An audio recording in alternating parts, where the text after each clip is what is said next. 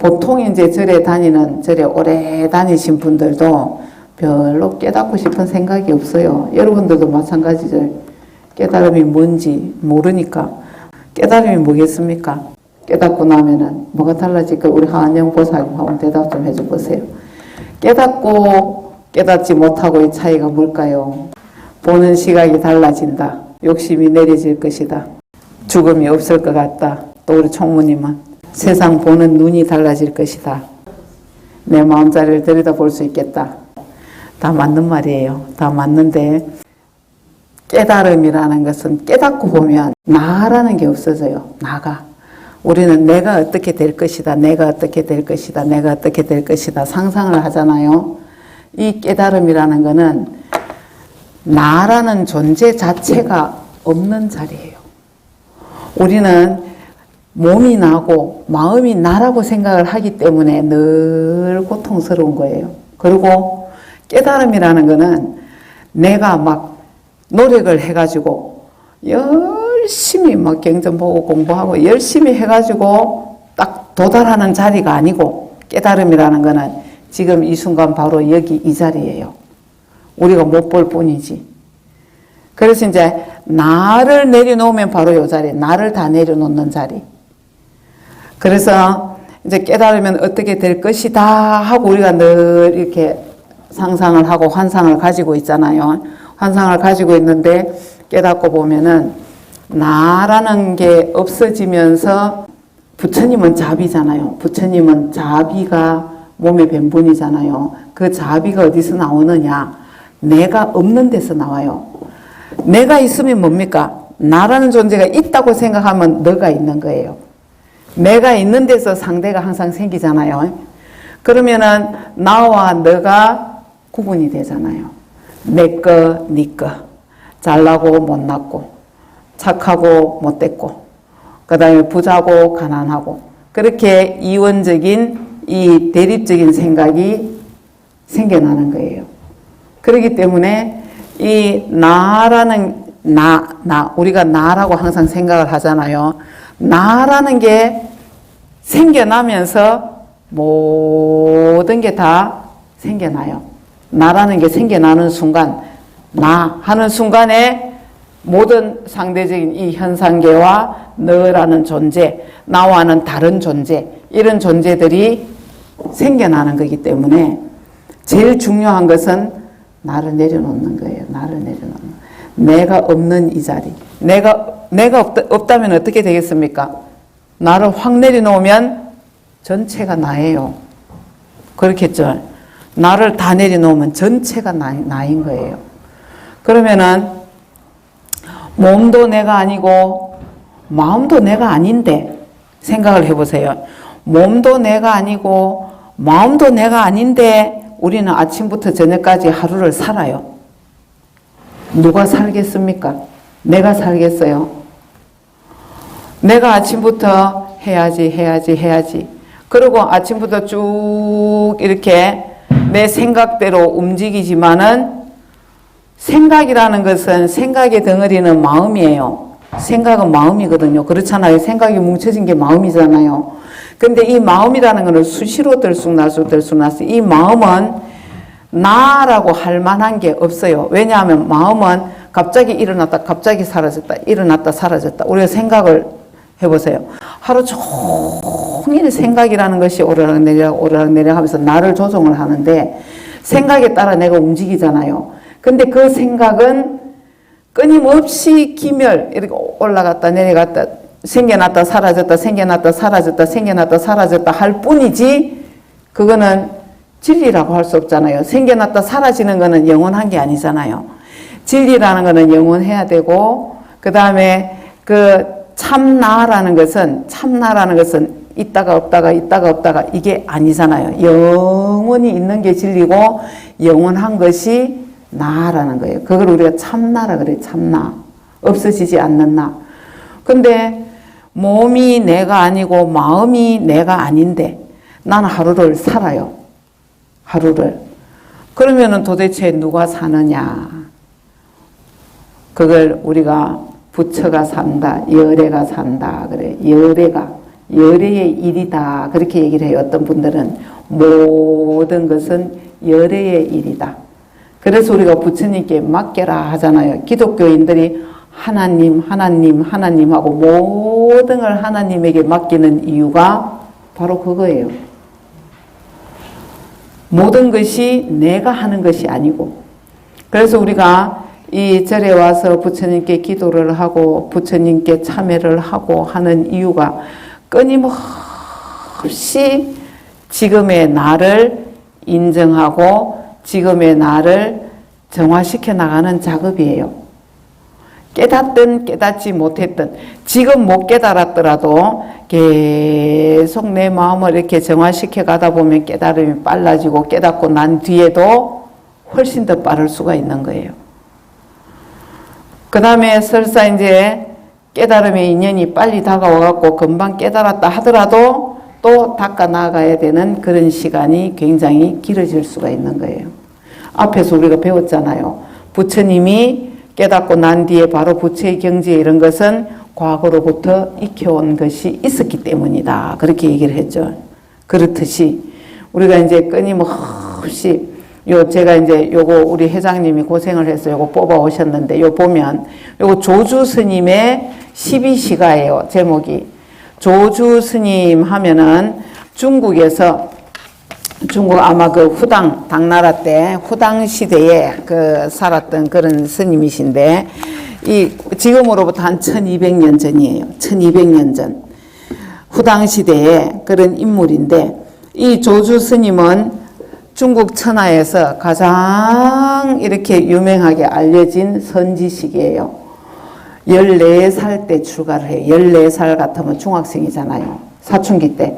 한창 말 안 듣는 사춘기 지금으로 치면 14살 때 이제 이웃절에 갔는데 한 스님이 가만히 보니까 너무 총명하고 똑똑한 거예요. 똑똑하니까 더 훌륭한 스님한테 맡겨야 되겠다 싶어갖고 어느 날 남전보원선사라고 계셨어요. 절에 꼬맹이 14살짜리를 데리고 와가지고 이 아이를 스님께 맡길 테니까 좀 이 아이 공부를 잘 시켜주십시오. 이제 그렇게 부탁을 해요.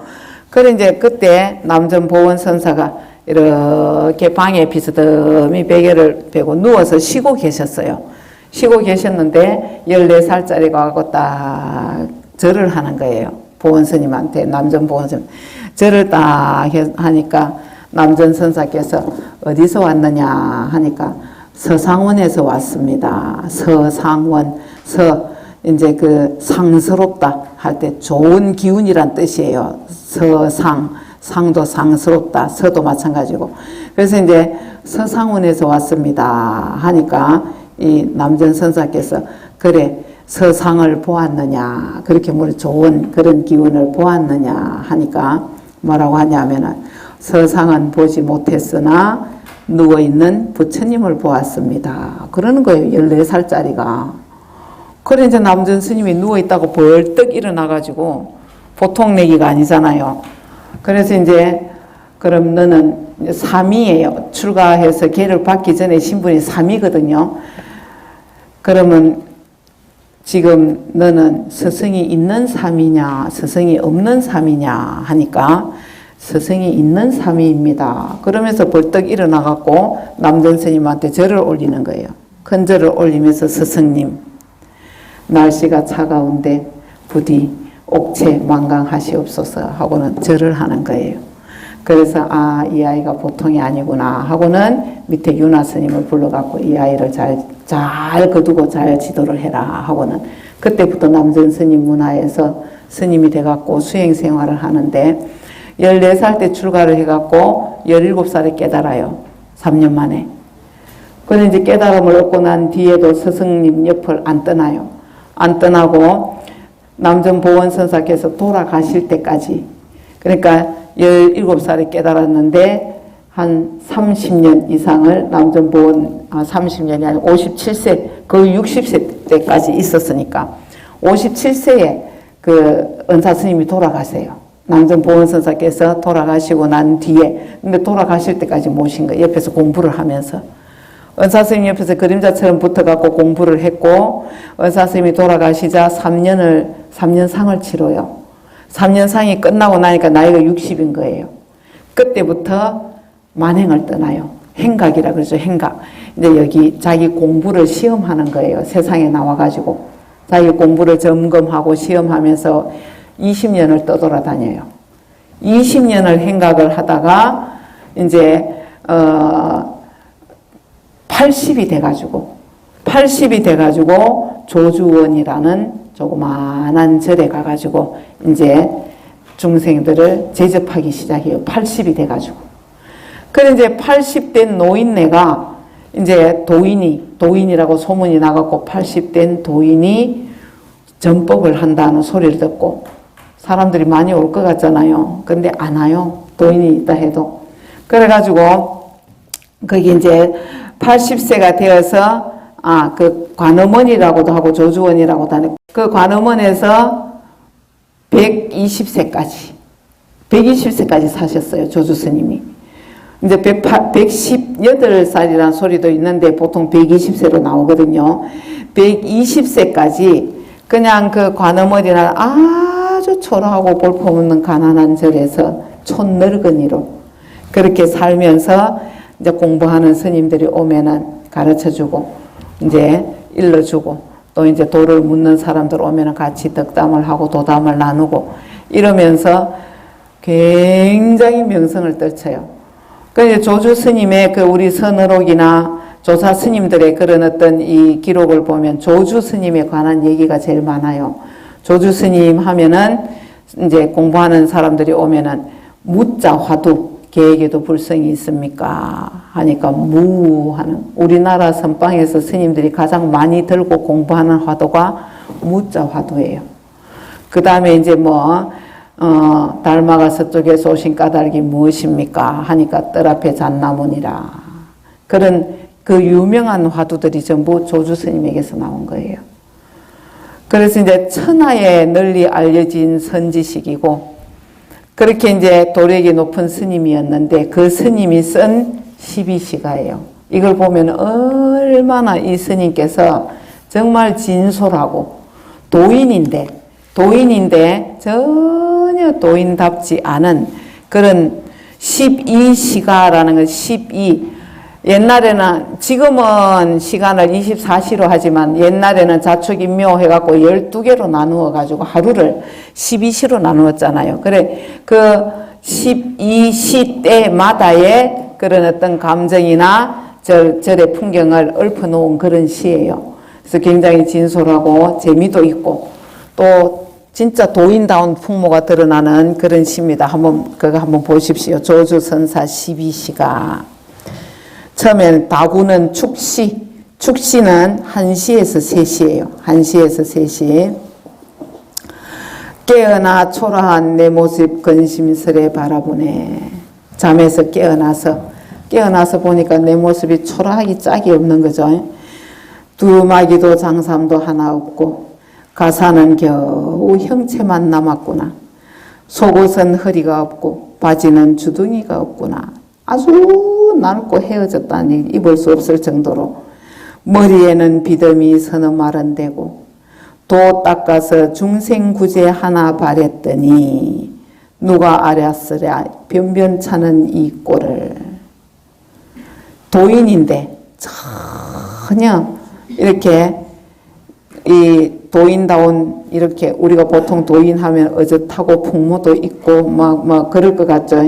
그런데 당신의 그 당시의 생활을 아주 진솔하게. 그래서 여기 이 시를 보면은 우리는 보통 그렇잖아요. 내 처지가 이러면은 부끄럽고 남한테 숨기고 싶고 그렇죠. 뭔가 좀 가식적으로 이렇게 내 보이고 싶고 한데 이 자체가 진리인 거예요. 이 스님한테는 이 생활 자체가 더 바랄 게 없고 더 버릴 게 없는 그대로의 그런 어떤 이 진리를 당신 삶 자체가 지금 살고 있는 이 자체가 바로 진리라는 것. 그런 것을 이제 우리가 이 시를 통해서 느낄 수가 있습니다. 그리고 또 이제 절에서 막 49제나 지내고 천도제나 지내고 기도비나 받고 하면 그절은 부자가 돼요. 뭐 봐주고 하면은 그절은 부자가 돼요. 사람이 몰려요. 근데 또 닦으러 오라 그러면 안 와요. 깨달음 공부하자 그러면 안 와요. 그러니까 옛날 조사 스님들이 계시던 절들이 다 가난한 거예요.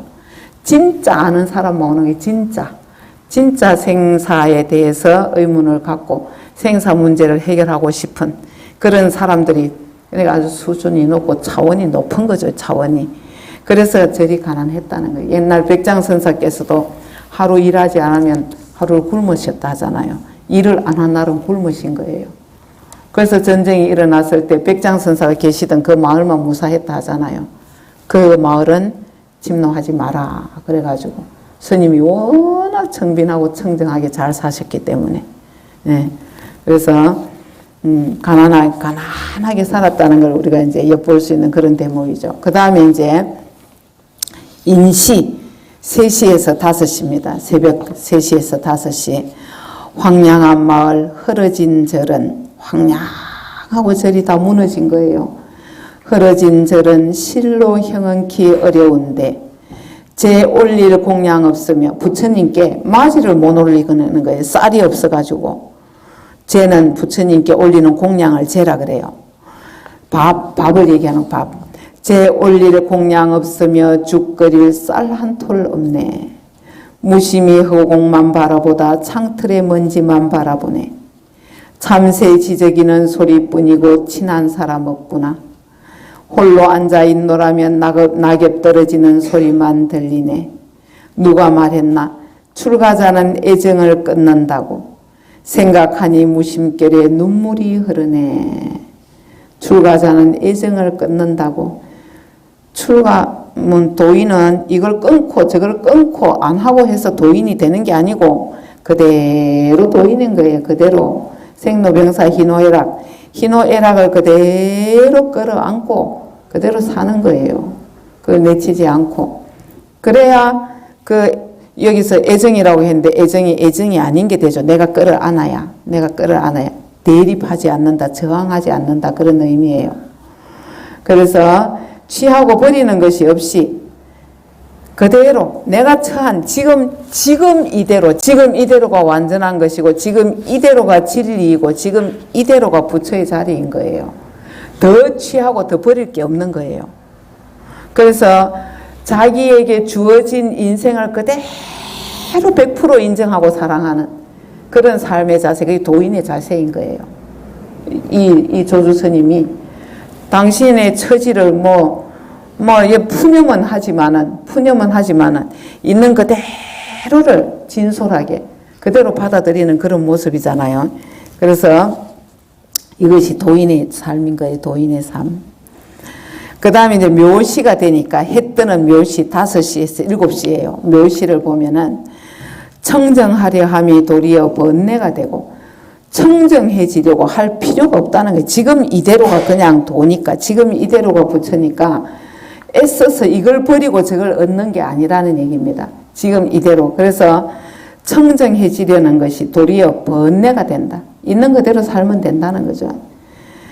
애써 지은 공덕이 세상 티끌에 덮이나니 끝없는 논밭을 아직 쓸어보지 못했는데 논밭이랑 마음밭이 끝없는 무한한 마음밭을 일찍이 아직 쓸어보지 못했는데 눈썹 찌푸릴 일 많고 마음에 드는 일은 적구나. 그렇죠. 우리가 세상상 눈썹 찌푸릴 일은 많고 마음에 드는 일은 없죠. 마음에 드는 일은 마음 가꿀 일이 없는 거예요. 그냥 있는 그대로 지금 있는 이대로가 완전하다. 지금 이대로가 완전한데 가꿀 게 뭐가 있겠느냐 그런 얘기입니다.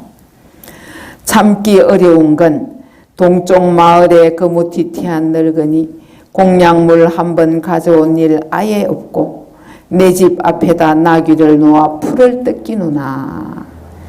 자기가 이렇게 비참하고 이렇게 어렵고 보잘것없는 처지인데도 하나도 숨기지 않는 것이죠. 부끄럽지 않다는 얘기예요. 왜냐? 이대로가 도이기 때문에. 이대로가. 디오게네스 얘기 알잖아요. 디오게네스 제가 기초반 때 말씀드렸잖아요. 저 유럽을 정복했던 알렉산더 대왕.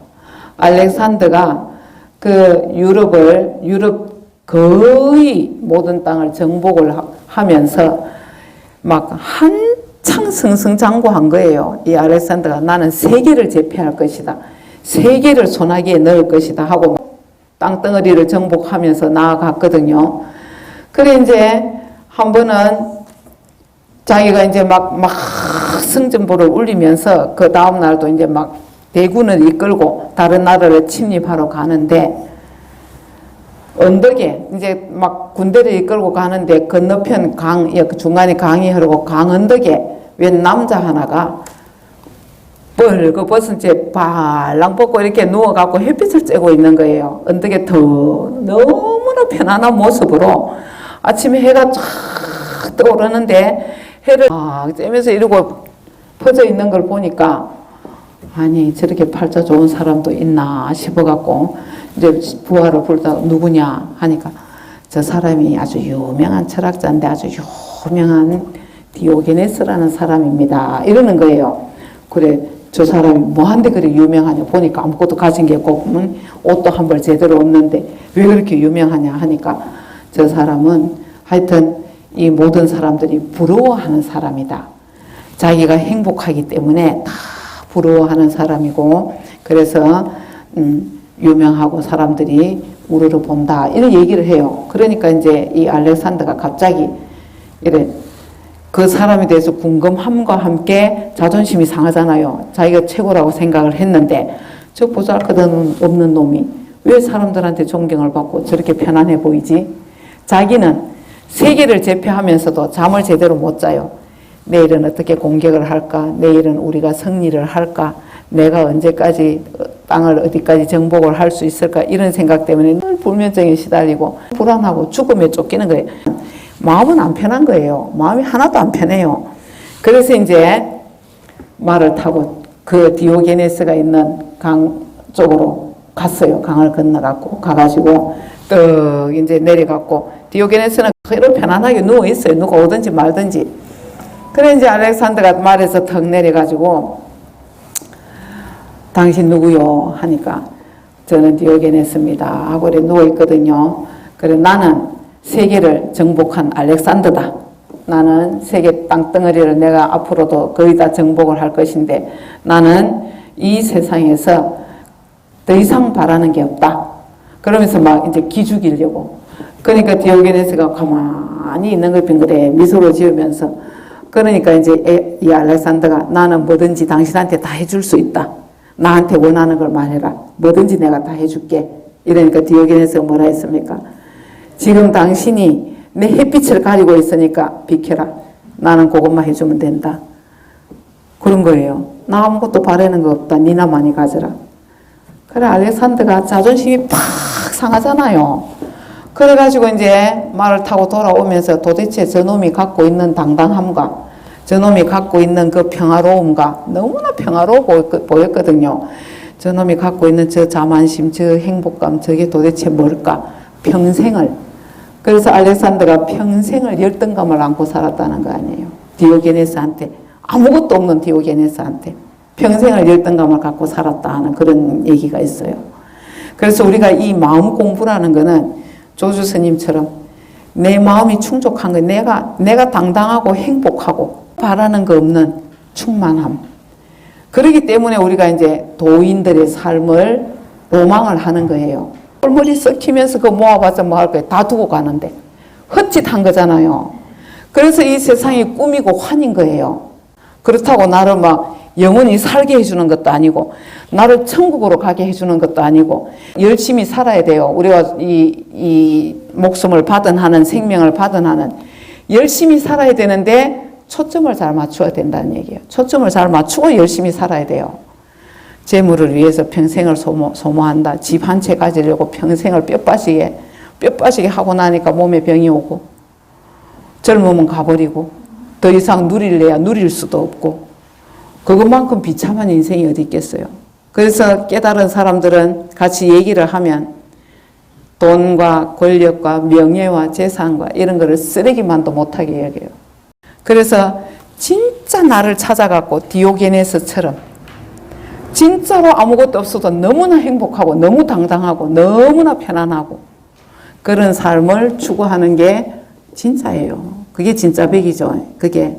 그리고 내가 어떤 처지에 있든지 내가 어떤 모습을 갖고 있든지 그 모습 그 자체가 바로 진리예요. 그 순간에. 제가 늘 말하잖아요. 지금 이대로. 더 이상을 우리가 바라는 거는 내 분별 망상이에요. 이걸 찾아야 되는 거예요. 지금 내가 완전한 거. 이것만이 전부인데 우리는 마음이 늘 도망을 가요. 마음이 다른 걸 찾아가지고. 도망을 가기 때문에 문제라는 거죠. 내 마음을 들여다보고 내가 내 생각이 어디로 가고 있는지 내가 뭘 추구하고 어떻게 살고 있는지를 들여다보는 게 제일 중요해요. 나를 늘 의식하는 거예요. 아, 나라는 존재, 나라는 존재. 이 존재를 의식하면서 있는 것이 요 자리에 내가 요대로 있는 거예요. 마음이 도망을 안 가면 돼요. 마음이 생각이잖아요. 모든 건 다 생각이에요. 모든 것은. 내 인생은 전부 생각이에요. 내 생각이 일으킨 환이고 꿈이에요. 생각이 일으킨, 생각이 만들어낸 이 현상이 우리 눈에 보이는 이 모든 것들도 전부 내 생각이 만들어낸 거짓에 불과하다 하는 얘기. 공부를 하다 보면 그런 걸 이제 하나씩 깨달을 수가 있습니다. 그래서 이 조주 스님처럼 어떤 처지에 있어도 당당하고 진솔하고 꿈이 먹고 더 바라는 거 없고 이걸 버리고 다른 걸 취해야지. 이게 아니잖아요. 이걸 버리고 나는 막 내 인생이 싫다. 나는 왜 이럴까? 하고 막 뭔가 다른 걸 찾아야지. 그게 아니죠. 지금 있는 이대로. 지금 있는 걸 100% 받아들이는 거예요. 지금을 100% 받아들이면 행복합니다. 지금을 100% 받아들이고 인정하고 아 이게 진리구나. 아 이게 최선이구나. 이렇게 생각을 하고 나를 인정하고 받아들이는 것. 그게 아주 중요합니다. 자, 그 다음에 식사하는 진시 7시에서 9시입니다. 7시에 9시. 사방 인근에 밥하는 연기 부질없이 바라보네. 자기는 밥도 못하고 있는데 사방 동네에서는 밥을 짓고 있는 거죠. 맛있는 만두와 떡도 작년에 이별하고 작년에 먹고는 못 먹었다는 얘기예요. 도인이 이런 얘기를 하니까 비참해 보이지만은 너무나 솔직하고 또 너무나 인간적이고 찾아오는 사람들은 차 마실 것만 찾다가 조주 스님의 화두 중에 제일 유명한 게 뭡니까? 끽다그 차나 한 잔 들고 가게 끽다그 화두가 유명하잖아요. 그러니까 사람들이 차만 찾는 거 이 가난한 절에 와가지고 뭐 보태줄 생각은 안 하고 차만 얻어마시러 오는 거예요. 그러니까는 차 마시지 못하면 떠날 때 화만 내는구나. 더 이상 대접할 게 없는데 화만 내고 가는 거예요. 또 궁시렁거리고 욕만 하다가. 이제 조주 스님이 워낙 유명하니까 공부하는 선객 스님이 2사람이 온 거예요. 하루. 그래 이제 공부하는 선객이 이제 오니까 조주 스님이 이제 그 2선객을 보고 2사람에 대해 앉아가지고 도를 물었어요. 도를 배우러 왔습니다. 도를 가르쳐 주십시오. 하고 찾아온 거예요. 그러니까 이제 조주 스님이 그 2사람을 앉혀놓고 뭐라고 이제 묻냐 하면은 한 사람 보고 전에 혹시 여기 온 일이 있는가 하고 물었어요. 전에 혹시 여기 온 일이 있습니까? 하니까 아니 저는 처음 왔습니다. 그러는 거예요. 처음 왔습니다. 하니까 차나 한 잔 드시게 그런 거예요. 그래 이제 또 옆에 스님한테 그대는 혹시 전에 여기 온 적이 있습니까? 하고 물으니까 저는 여기 옛날에 한번 왔었습니다. 그랬어요. 그러니까 차나 한 잔 하시게 또 그랬어요. 그러니까 옆에 있던 시봉하던 원주 스님이 가만 들으니까 아니 다르게 말을 해줘야 되잖아요. 온 적이 있는 사람하고 온 적이 없는 사람하고 왜 똑같이 차나 한 잔 들라고 하는지 좀 다르게 얘기를 해주면 될 텐데. 그래 이제 옆에 윤화 스님이 있다가 아이 스님 2사람에게 그래 똑같이 그냥 차나 한 잔 마시라고 하면 되겠습니까? 좀 다르게 뭔가 다르게 좀 얘기를 해주시면 안 되겠습니까? 하니까 원주야 그러는 거예요. 그래 예 하니까 너도 차나 한 잔 마셔라 그러는 거예요. 조주 스님의 선문답이에요.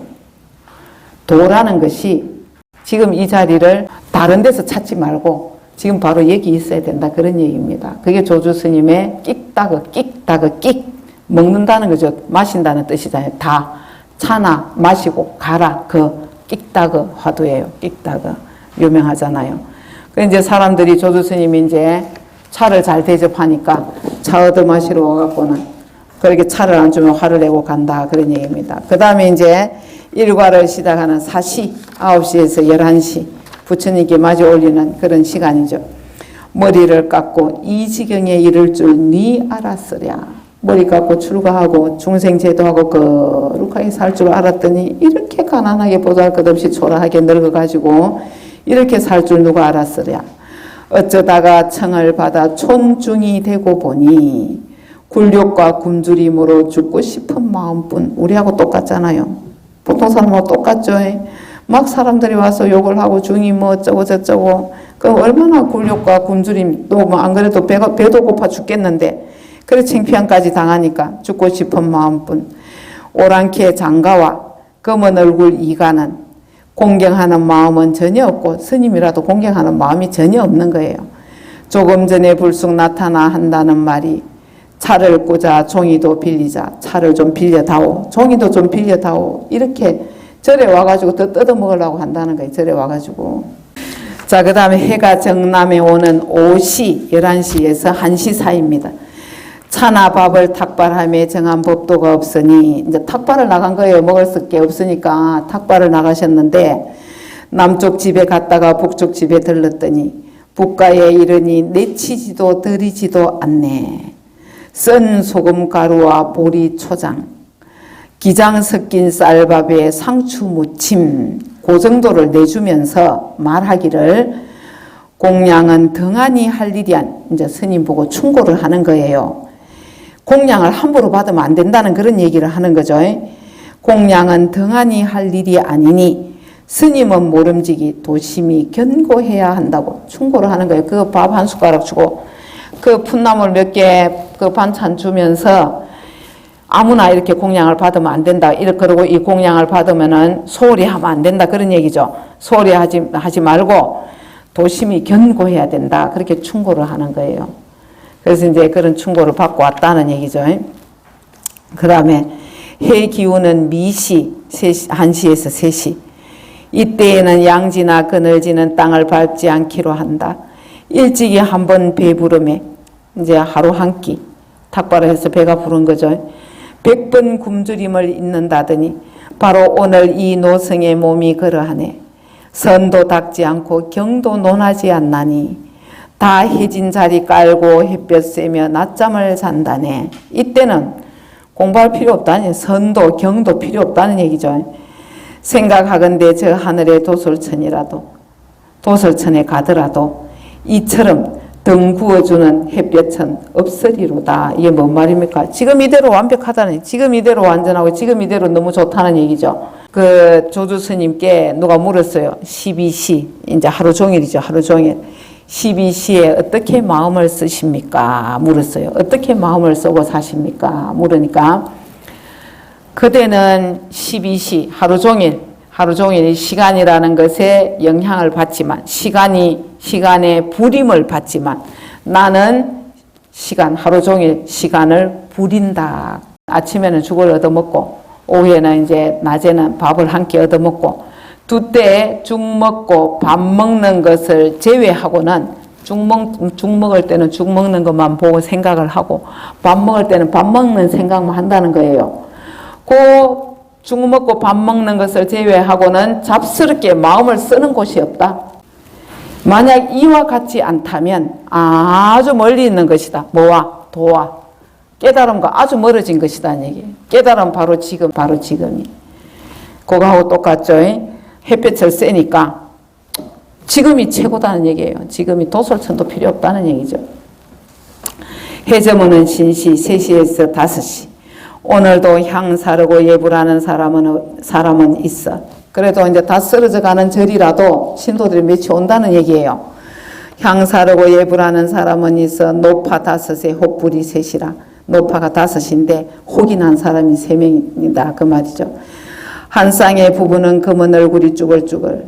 유마차라 이제 참게 하고 차공양을 누가 이제 올린 거예요. 그러니까 참으로 진귀하구나. 금강역사여, 금강역사 있죠. 일주문 들어가는데 금강역사여. 애써 힘줄 세울 필요 없다네. 막 힘줄, 막 힘자랑을 하면서 막 째려보고 하는 그런 금강역사 보고 내 바라건대 누에 오르고 볼이 있거든. 내년 농사가 잘 되면 그 말입니다. 앞으로 농사가 잘 되면 라훌라 아이한테 돈 한 푼 주어봤으면 부처님의 아들이 라훌라죠. 그러니까 아이들한테 나도 돈 한 푼 주고 싶다 그런 얘기예요. 공양 이제 농사가 잘 되면. 그 다음에 이제 해지는 유시 이거는 5시에서 7시 사이를 가리킵니다. 쓸쓸함 제외하고 달리 무얼 붙들랴. 쓸쓸함밖에 없다. 쓸쓸함밖에. 고매한 운수납자. 운수납자는 떠돌아다니는 선승 공부하는 스님들이에요. 운수 이제 구름과 물. 그 다음에 납이라는 건 옷을 기워 입었다는 뜻이거든요. 옷을 기워 입고 그렇게 여기저기 청산 떠돌아다니는 그런 이제 공부하는 선승들을 얘기합니다. 고매한 운수 납자의 발길이 끊어진 지도 오래인데 그래서 스님한테 납자들 공부하러 들어왔는데 그 발길이 끊어진 지도 오래다 그 말입니다. 오래인데 절마자 찾아다니는 삼위성은 언제나 있다네. 삼위성은 옛날에는 어린 아이들 동자성을 삼위성이라 그랬어요. 단 한마디 말도 격식을 벗어나지 못하니 제대로 배우고 제대로 이제 수행을 못한다는 얘기죠. 한가닥 국달한 가시나무 주장자를 멋지게 만들었는데 산에 오를 때뿐만 아니라 개도 때린다네. 이 주장자는 어디 쓰는 거예요? 이 주장자. 이거는 중생 제도할 때 써야 되는데 공부하는 사람이 오면은 이 주장자를 내리치든지 때리든지 해갖고 깨우침을 주는 주장자인데 주장자 쓸 일이 없는 거예요. 찾아오는 사람이 없으니까. 그러니까 이게 산에 오를 때 지팡이로 짚고 개 때리는데 쓴다는 거예요. 개가 오면 개 쫓는데. 근데 그런 얘기입니다. 그런 푸념인 거예요. 사람이 아무도 안 오니까.